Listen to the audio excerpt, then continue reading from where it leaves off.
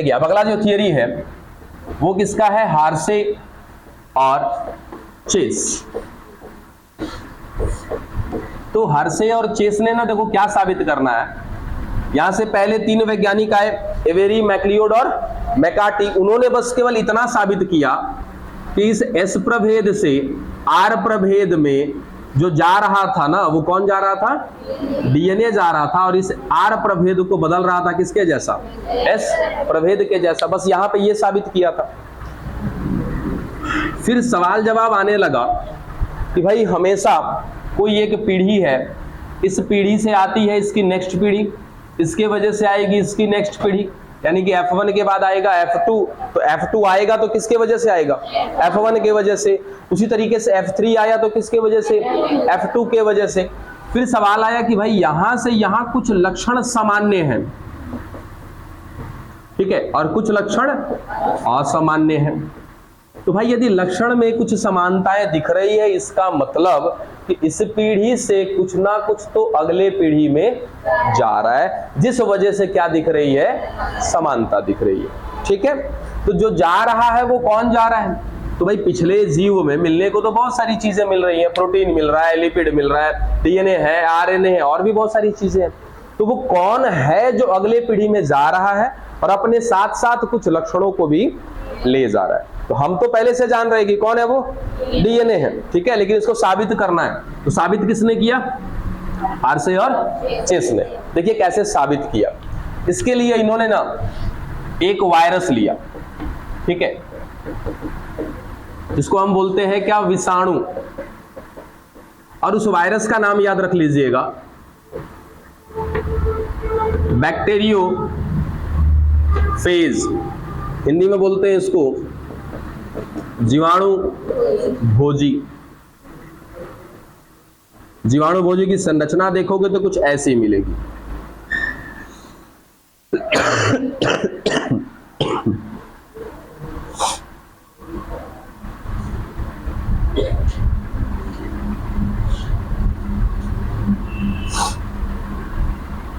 ये है आपका जीवाणु भोजी, ठीक है। और हमेशा याद रखिएगा कि कोई भी बच्चा वायरस हो, वायरस में दो ही चीजें होती हैं, पहला होता है क्या, प्रोटीन, और दूसरा क्या होता है, न्यूक्लिक अम्ल या न्यूक्लिक एसिड। और हमें कुछ ही समय पहले आपने देखा था कि जो न्यूक्लिक एसिड होता है वो कितने प्रकार के होते हैं, दो, डीएनए और आरएनए। तो या तो उस वायरस में डीएनए होगा या तो आरएनए होगा, दोनों एक साथ नहीं होगा, ठीक है। तो या तो डीएनए होगा, डीएनए के साथ क्या होगा, प्रोटीन होगा, या तो आरएनए होगा और आरएनए के साथ प्रोटीन होगा। देखो इस बैक्टीरियोफेज में हमने बीच में क्या दिखाया है, डीएनए, ठीक है। तो बैक्टीरियोफेज में जो आनुवांशिक पदार्थ है, जो उसके अंदर मिलने वाला जो न्यूक्लिक अम्ल है, वो कौन है, डीएनए। और इसके बाहर बाहर जो भी संरचना दिख रही है, ये कौन है बच्चा, प्रोटीन, ठीक है। तो हमेशा याद रखना कि एक वायरस, एक विषाणु, जिसका पूरा का पूरा संरचना बनाने की जिम्मेदारी किसकी है, प्रोटीन की। इस आवरण को हम लोग नाम देते हैं बच्चा कैप्सिड। कैप्सिड क्या है, तो एक विषाणु के प्रोटीन के आवरण को क्या कहते हैं, कैप्सिड कहते हैं। और इसी कैप्सिड के अंदर क्या पाया जाएगा, न्यूक्लिक अम्ल पाया जाएगा। अब वो वायरस कैसा है, डिपेंड उस पर करता है कि अंदर डीएनए मिलेगा कि आरएनए। बस इतना याद रख लीजिएगा कि बैक्टीरियोफेज में जो न्यूक्लिक अम्ल मिलता है, वो न्यूक्लिक अम्ल कौन होता है बच्चा, डीएनए होता है, ठीक है। तो इसकी सहायता से हार्शे और चेस, दो अलग अलग वैज्ञानिक हैं, इनको क्या साबित करना है कि जो आनुवांशिक पदार्थ है वो डीएनए है, और उसको साबित करने के लिए किसका उपयोग कर रहे हैं, ये बैक्टीरियोफेज का।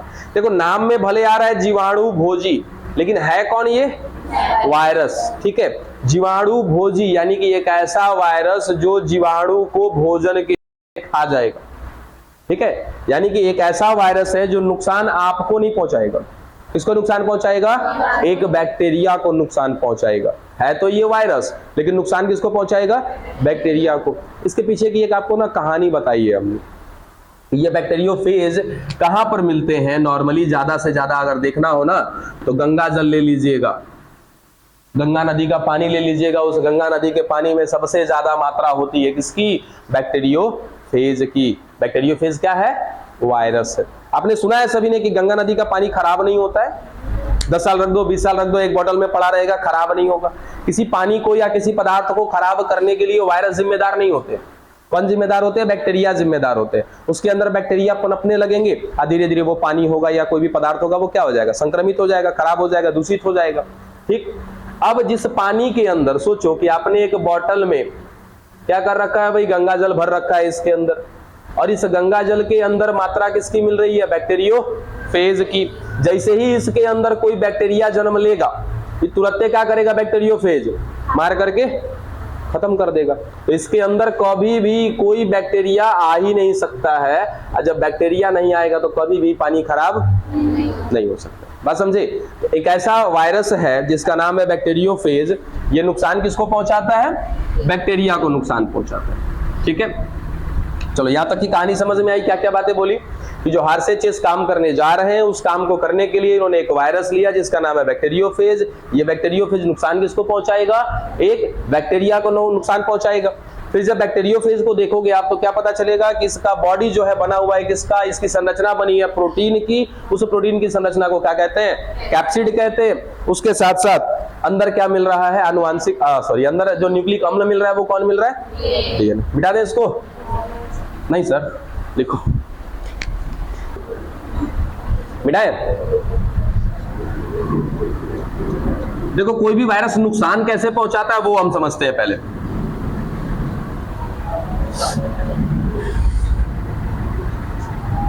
ध्यान दीजिएगा, वही कोई एक कोशिका, सुनना ध्यान से, कोई एक कोशिका, अब इस कोशिका पर अटैक हो गया किसका? एक वायरस का। ठीक है, तो इस वायरस में क्या क्या चीजें थी? अभी अभी देखा हमने, दो ही चीजें हैं। पहला तो प्रोटीन है, दूसरा क्या है? न्यूक्लिक अम्ल है, डीएनए या तो आरएनए।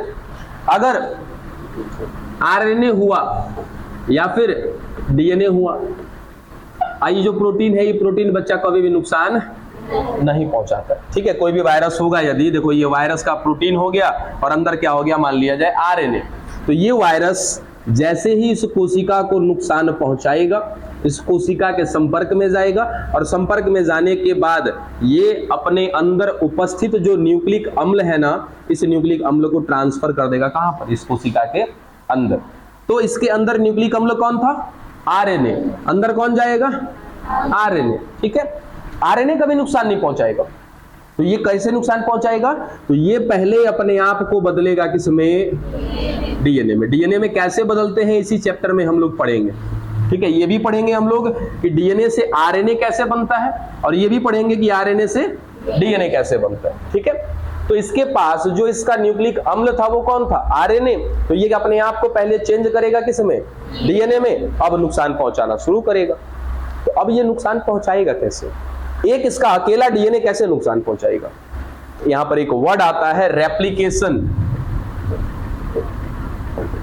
रेप्लिकेशन हिंदी में बोले तो प्रतिकृति, और प्रतिकृति का मतलब होता है जिरोक्स करना। ठीक है, यानी कि ये क्या करेगा? अपने इस डीएनए का लगातार क्या बनाता रहेगा बच्चा? कॉपी बनाता रहेगा, लगातार अपनी संख्या बढ़ाता रहेगा। अब यहाँ पे मैं डीएनए की संख्या बढ़ा रहा हूं ना, ठीक है, आपको क्या लगता है डीएनए की संख्या बढ़ रही है? नहीं, डीएनए की संख्या के साथ साथ इस वायरस की संख्या बढ़ रही है, क्योंकि वायरस के अंदर जो मूलभूत संरचना है वो कौन है? उसका खुद का डीएनए या तो आरएनए। ठीक है, तो दनादन क्या कर रहा है? आपके उस कोशिका के अंदर जा करके अपनी संख्या को बढ़ा रहा है ये वायरस। ठीक है, और अपनी संख्या को किस रूप में बढ़ा रहा है? डीएनए के रूप में बढ़ा रहा है। लगातार अंदर बढ़ाता जाएगा। उसके साथ साथ इस कोशिका के अंदर कोई केंद्रक होगा क्या? होगा केंद्रक? हो भी सकता है, नहीं भी हो सकता। अगर यूकैरियोटिक कोशिका हुई तो केंद्रक होगा, और प्रोकैरियोटिक हुई तो केंद्रक नहीं होगा। लेकिन हम ऐसा कहें कि इस कोशिका का अपना डीएनए होगा कि नहीं होगा? होगा। अगर ये कोशिका यूकैरियोटिक हुई तो इसका डीएनए इसके केंद्रक में होगा, और अगर प्रोकैरियोटिक हुई तो इसका डीएनए कहीं कोशिका द्रव्य में होगा। कुल मिलाजुला कर डीएनए इस कोशिका में है। ये डीएनए क्या करेगा? कौन सा डीएनए? वायरस का डीएनए इसके डीएनए पर हावी हो जाएगा। बात समझे? जैसे कि आपके घर में एक चोर घुस गया, तो क्या करेगा चोर? पहले तो आपके घर में मिलने वाले 4 लोग हैं, चारों लोग को बंदी बनाएगा।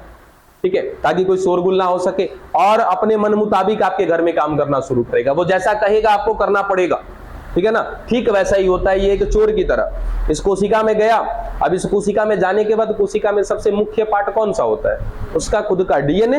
अब वो क्या कर रही हो जी? यही बचिए, यहाँ ध्यान रखो, अभी जो समझा रहे समझो, है ना। तो इस कोशिका का जो मुख्य भाग है डीएनए, इस कोशिका को चलाने वाला कौन है? डीएनए है, ठीक है। तो सबसे पहला अटैक कहां पे जाके करेगा? ये उसके डीएनए पर अटैक करेगा, डीएनए पर हावी हो जाएगा, इसके डीएनए के काम को रोक देगा।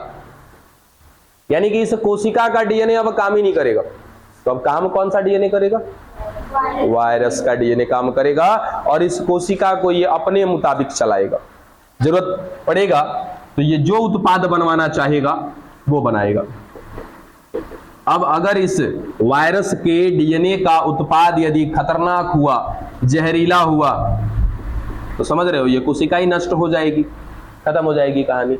तो सीधा सीधा किस मैकेनिज्म पर कैसे काम करता है? तो उसके लिए एक वर्ड है वहां पे, क्या? प्रतिकृति।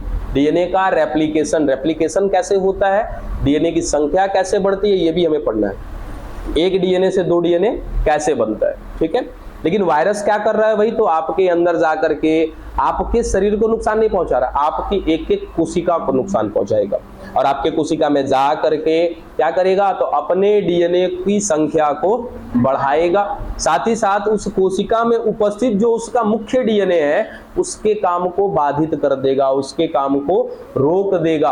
अब अगर मेरे हाथ की कोशिका है और अपने डीएनए के हिसाब से काम कर रही है, तब तो मैं एक सामान्य व्यक्ति हूं, कोई दिक्कत नहीं है। लेकिन मेरी कोशिका का डीएनए नहीं काम कर रहा है, उस कोशिका में गया हुआ वायरस का डीएनए काम कर रहा है, तो वो तो अलग ही अपना काम करेगा, ठीक है। इस वजह से हमें क्या होने लगती है? समस्या होने लगती है। इस तरीके से वायरस काम करते हैं, ठीक है। मिटाएं, ये प्रतिकृति वर्ड याद रखिएगा, पढ़ेंगे हम लोग इसको। तो हर एक वायरस इसी तरीके से नुकसान पहुंचाता है कि भाई जिस कोशिका में जाएगा उस कोशिका में जाने के साथ ही क्या करेगा? उसके डीएनए को रोक देगा काम करने से। और इधर देखो डीएनए काम कैसे करता है, आपको पता है ना कि डीएनए क्या करता है? पहले आरएनए बनाता है, फिर ये आरएनए किसके साथ जुड़ता है? राइबोसोम के साथ जुड़ता है, और ये राइबोसोम के साथ जुड़ करके क्या बनाता है? अमीनो अम्ल बनाता है। इस अमीनो अम्लों को जोड़ते जोड़ते जोड़ते जोड़ते क्या बनाते हैं हम लोग? प्रोटीन बनाते हैं, और प्रोटीन ही क्या होता है? हमारा उत्पाद होता है। और ये प्रोटीन आगे चल करके 4 चीज बना सकता है, एंटीबॉडी, एंटीजन, है ना, उसके बाद एंजाइम, उसके बाद हार्मोन, ठीक है। तो वही सब क्या है? हमारे उत्पाद है। लेकिन ये सब काम रोक देगा कौन? एक वायरस का डीएनए ये सब कुछ होने ही नहीं देगा।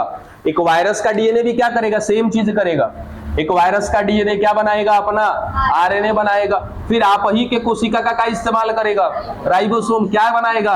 अमीनो अम्ल, उससे क्या बनाएगा? प्रोटीन, क्या है वो? और वो उत्पाद खतरनाक हो सकता है, क्योंकि वो उत्पाद किसका है? एक वायरस का उत्पाद है, समझे। जैसे ही वो अपना उत्पाद बनाएगा वो कोशिका क्या हो जाएगी? संक्रमित हो जाएगी। चलो अब आगे देखते हैं हार्शे और चेस ने क्या किया।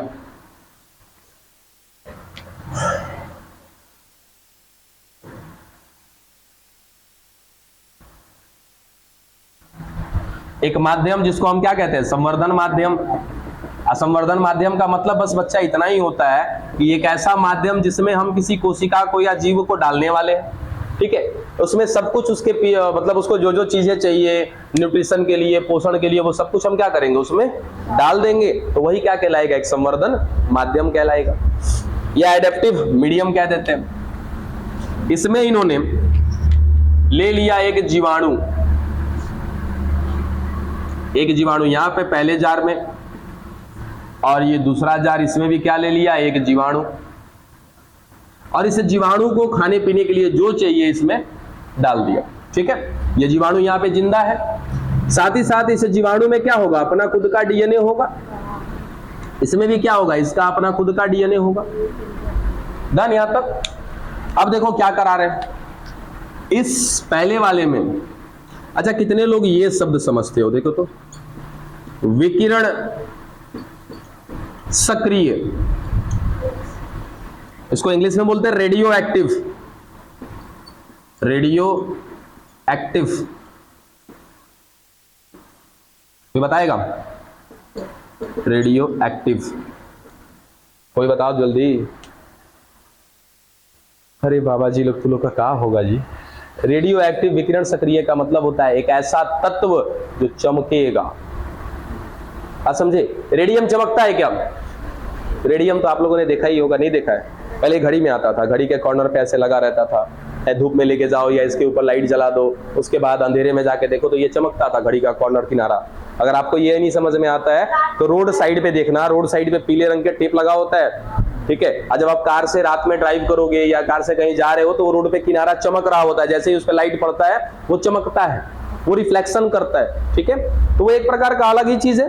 वैसा ही कौन होता है आपका? रेडियो एक्टिव तत्व होते हैं कुछ, जिसको यदि आप रेडियो किरणें डालोगे उस पे ना तो वो चमकेगा, ठीक है।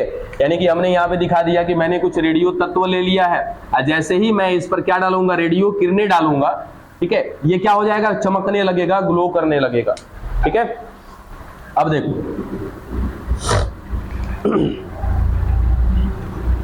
और ये कौन है भाई? दोनों का दोनों कौन है?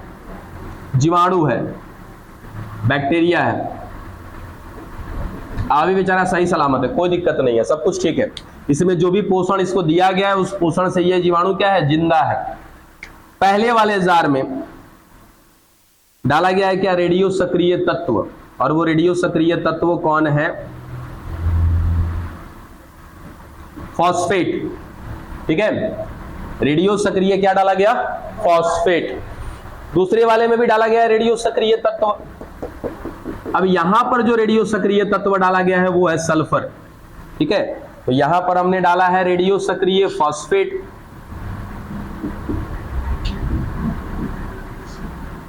और दूसरे में क्या डाला है? रेडियो सक्रिय सल्फर, ठीक है।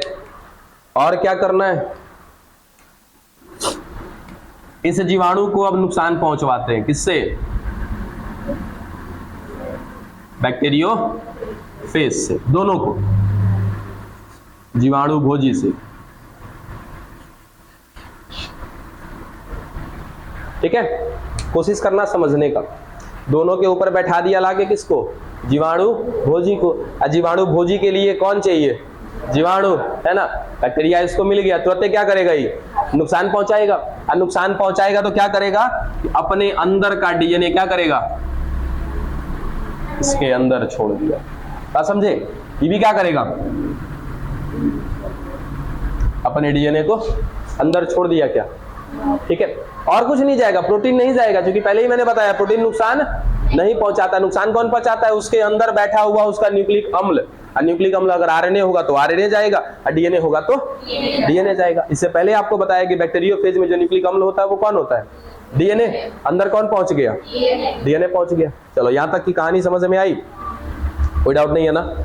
चलो, अब अंदर जब डीएनए चला गया तो क्या करेगा भाई? अंदर ही गया हुआ डीएनए प्रतिकृति करेगा क्या? अभी प्रतिकृति का मतलब समझाया था कि अपनी संख्या को ये बढ़ाएगा, ठीक है। ये भी बढ़ा रहा है अपनी संख्या को।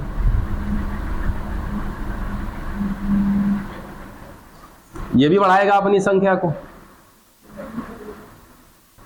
बतियाओ नहीं बाबू, खाली 2-3 मिनट लगेगा ये थियरी खत्म करने में और आपके ऊपर से निकलने में भी।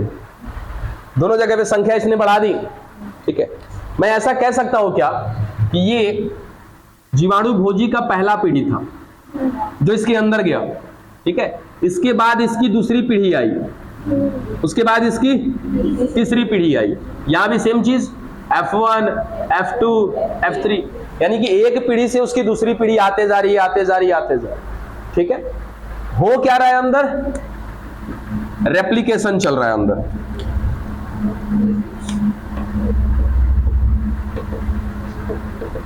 रेप्लिकेशन माने प्रतिकृति। अब प्रतिकृति माने सीधा सीधा क्या करना है? डुप्लीकेट बनाना, जीरोक्स बनाना, ठीक है। ये मिटाने वाले हैं हम। अरे ठहरो, हाँ भाई, अपना डीएनए डाल देगा तो ये क्या हो जाएगा? खत्म हो जाएगा ना। लो, बड़ी परेशान थी कि सर डीएनए ऊपर अभी तक दिखिए रहा है, मिटाएं इसको। अभी कोई कैलकुलेशन मत निकालो अपना, 2-4 मिनट खाली रुक जाओ, उसके बाद इतना कैलकुलेशन निकालना होगा निकाल लेना।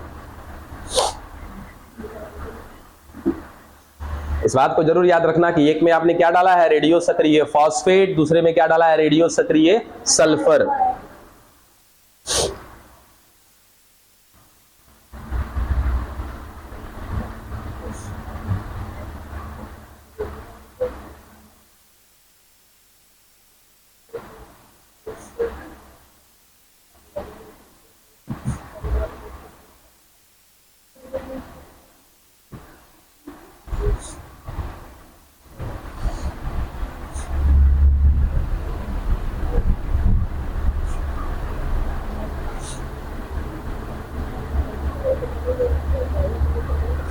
पूरा समय तू लोग खा गया, जल्दी करो।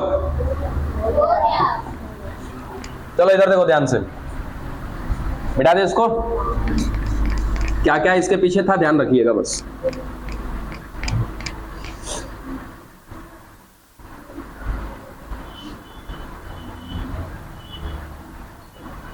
अब देखो तो जरा ये रेप्लिकेशन समझ में आ रहा है क्या है? रेप्लिकेशन का मतलब कि एक डीएनए है, इससे क्या कर लेना, 2 डीएनए बना देना ही क्या कहलाएगा, रेप्लिकेशन कहलाएगा।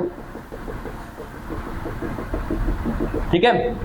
अब क्या इस डीएनए में फॉस्फेट का कोई रोल है क्या? बिल्कुल है। डीएनए का जो धागा होता है वो फॉस्फेट का ही तो बना होता है। ठीक है। अब जो पहला वाला जार था, पहले वाले जार में आपने क्या डाला था, रेडियो सक्रिय फॉस्फेट डाला था। इसके अंदर क्या मिल रहा था, एक बैक्टीरिया। उस बैक्टीरिया के अंदर बैक्टीरियोफेज ने क्या किया, अपना डीएनए डाल दिया। क्या इसके डीएनए में फॉस्फेट होगा कि नहीं होगा? नॉर्मल वाला फॉस्फेट होगा। क्यों? क्योंकि भाई डीएनए है तो डीएनए में कहीं ना कहीं फॉस्फेट होगा। अब इसी डीएनए से इसने क्या किया है, एक और डीएनए बनाया है। एक और डीएनए बनाने के लिए इस डीएनए को फॉस्फेट चाहिए कि नहीं चाहिए? चाहिए ना। क्या इस माध्यम में आपने फॉस्फेट डाला है क्या? ठीक है। क्या इस फॉस्फेट को ये बैक्टीरिया अवशोषित करेगा कि नहीं करेगा? एब्जॉर्ब करेगा ना। इसी फॉस्फेट का इस्तेमाल ले लिया जाएगा इस डीएनए को बनाने के लिए। ठीक है। यानी कि इस डीएनए में जो 2-3 डीएनए यहाँ पे बना है, इसमें क्या दिखाई देगा, फॉस्फेट। ठीक है। अब हार्शे और चेस ने क्या किया कि पहले वाले जार को निकाला, पहले वाले जार को निकाला और किसको निकाला, उस बैक्टीरिया को बाहर निकाला और उस बैक्टीरिया में से इसके डीएनए को बाहर निकाला। ये पहला वाला डीएनए। ठीक है। जो स्वयं किसने डाला था, बैक्टीरियोफेज ने, यानी कि किसने डाला था, वायरस ने।